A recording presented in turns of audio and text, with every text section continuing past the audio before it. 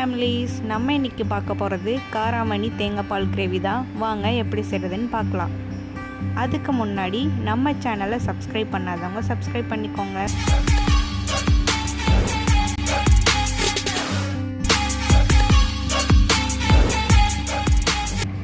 தேவையான பொருட்கள்: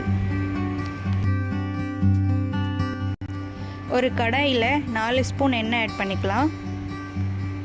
1 ஸ்பூன் சோம்பு, பட்டை, கல்பாசி, பிரிஞ்சி இலை ஆட் பண்ணிக்கலாம்.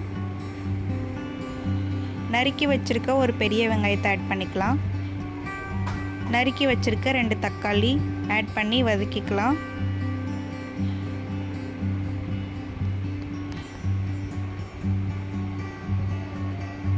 தேவையான அளவு உப்பு ஆட் பண்ணிக்கலாம்.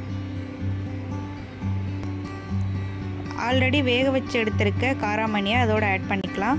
1 ஸ்பூன் மஞ்சள் பொடி, 5 ஸ்பூன் குழம்பு மிளகாய் பொடி வீட்டில் அரைச்சது. நீங்கள் காரத்துக்கு ஏற்ற மாதிரி மிளகாய் பொடி ஆட் பண்ணிக்கோங்க.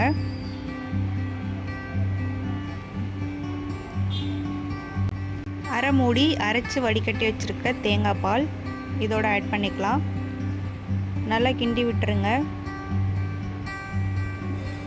மசாலா வடை போகிற வரைக்கும் கிரேவியை நல்லா வற்ற விட்டுருங்க.